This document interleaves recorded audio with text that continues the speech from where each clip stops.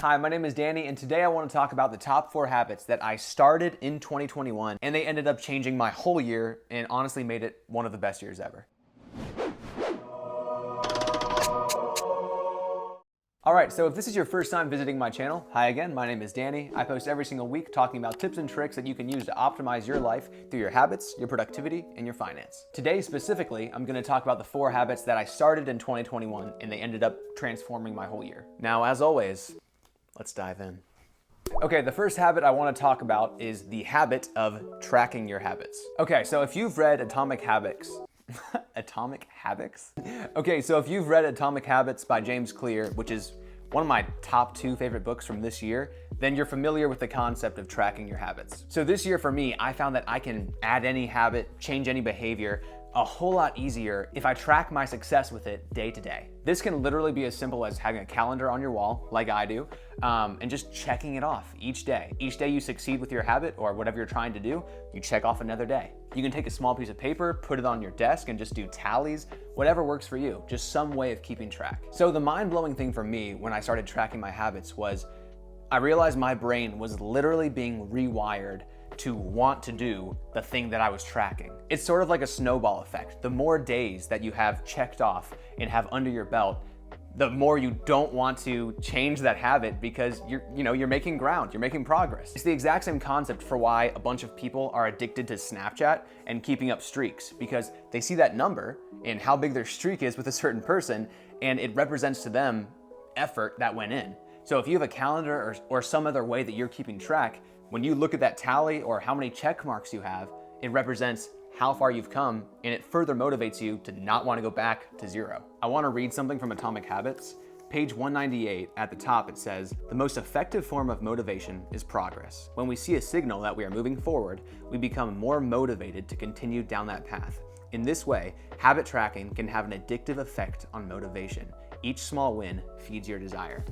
And that's exactly what I've been experiencing. The biggest change that tracking my habits gave to me this year was it took me from inspirational and having an idea of wanting to start something to implementational to actually doing it and making it a regular part of my life. 2021 was probably the most disciplined and productive year I've ever had, and I honestly owe a lot of that to starting the habit of tracking my habits. Okay, habit number 2 is sleeping in a different room than your phone. So I mentioned this a few weeks ago in another video, and I'll link that video somewhere up here. But basically in that video, I talk about a study that was done, and it showed how even if you're not interacting with your phone, just having it there on a desk or near you or in your pocket or just somewhere in your area, it can still negatively impact you even if you're not touching it. So if you want more context on the study I'm talking about, check out the video that I put up here a second ago.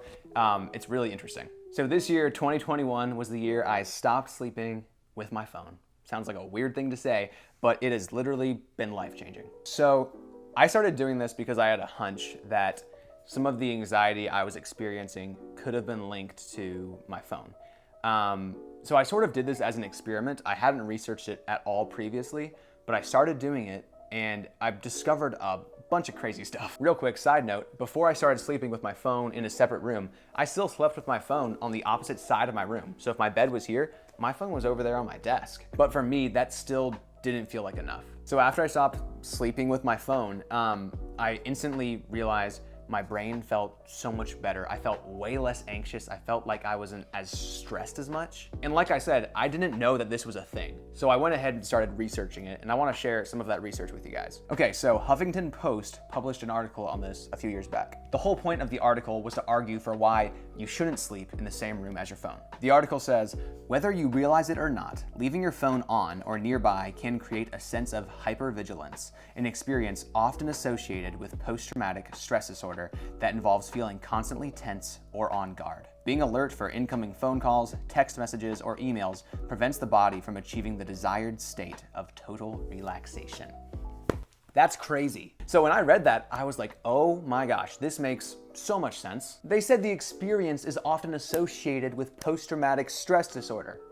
So if that's not enough to encourage you to stop sleeping with your phone, I don't know what will be. The way I broke up sleeping with my phone is I literally just took my charger and placed it in the living room. And that successfully made it inconvenient for me to sleep with my phone because now it always charges out there. So one other thing I wanted to mention about sleeping with your phone, I was trying to figure out what exactly stressed me out about having my phone in my room with me.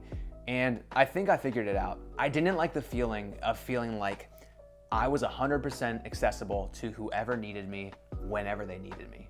I hated that. If someone wanted to call me in the middle of the night just to see what's up, I would be at their mercy and I would get woken up because they chose to do that. So I feel like for me, more than anything, taking my phone and placing it outside in the living room really represented me creating a boundary with my time. Whatever texts or phone calls people may have had, I can respond to them in the morning.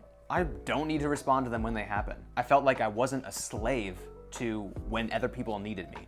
I can now respond when it makes sense for me. So to conclude this point, sleeping with my phone outside of my bedroom is something I will probably never stop doing. I don't know why I ever would stop. It's genuinely been life-changing. Okay, habit number 3 was finally creating a morning routine that worked for me. So 2021 was the year I did it. I sat down and was like, okay, what's important to me? What do I want to get done each morning? What will make me feel successful and productive and set up my day for success if I do this in the morning? So I created my optimal morning routine, and I've done it pretty consistently for like the last 3 to 4 months, maybe a little bit longer. Now this video isn't going to go super in depth into what my morning routine involves, but I do want to do a video like that eventually. So if that's something you would be interested in, make sure you leave a like on this video and comment below, hey, we want a morning routine video, and then I will make that happen. So I think the most empowering thing for me while creating my morning routine was a sense of purpose. Everything now had a purpose. Suddenly my bedtime became super important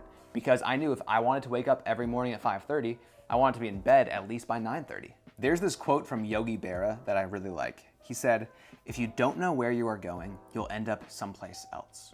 And I feel like this is totally true for how we build our days, because every single day that you wake up, there's gonna be a billion different forces pulling you in different direction. Your boss wants you to do this, your friends want you to do this, you wanna do this.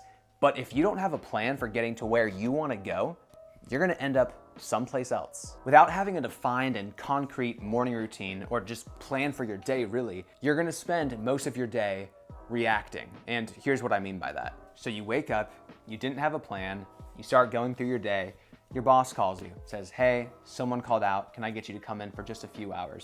You're like, okay, it's just a few hours, I'll still have my day, whatever.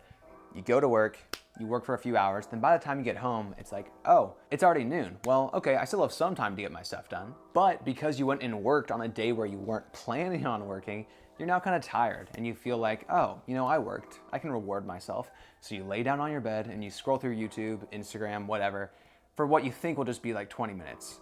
3 hours later, you get up and you're like, man, it's almost dinner time. Where did the whole day go? Now, the super sad reality is that this is how most people live.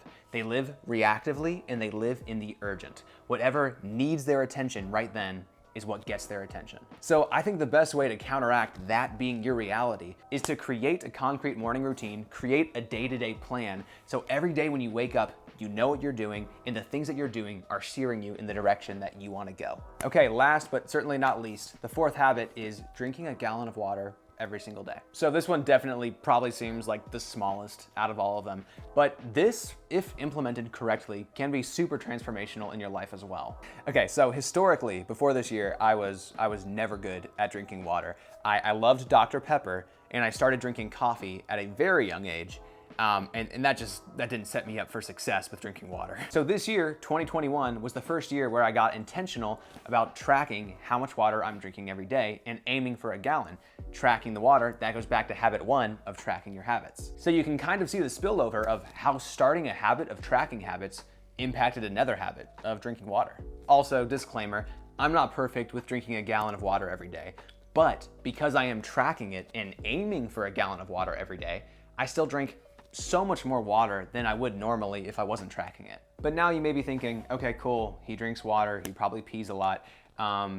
Okay, but now you're probably thinking, why is this important? And to that I would say, hey, I'm glad you asked. So for me specifically, I noticed ever since I started drinking more water, I felt like I had a lot more energy. I felt like I didn't have energy crashes, you know, or just randomly you're like, okay, time to sleep. And I feel like my brain has just been so much less foggy and just a lot more sharp. So that's what I experienced, but I wanted to make sure it wasn't like a placebo effect of just, oh, I'm drinking more water, so I'm feeling better. So I researched it and I wanted to share with you guys what I found. So according to an article from Healthline, drinking water may activate your metabolism. A boost in metabolism has been associated with a positive impact on energy level. So that explains my energy. But it gets better. The study found that drinking more water also aids in cognitive function. Proper hydration is key to staying in tip-top cognitive shape. Research indicates that not drinking enough water can negatively impact your focus, alertness, and short-term memory. So that is actually exactly what I experienced. So with that said, cheers, drink more water, buddy. All right, guys, that is the end of the video. Thank you so much for watching. If you found value in this video, please don't forget to subscribe, leave a like, comment for the algorithm, and I'll see you guys next week.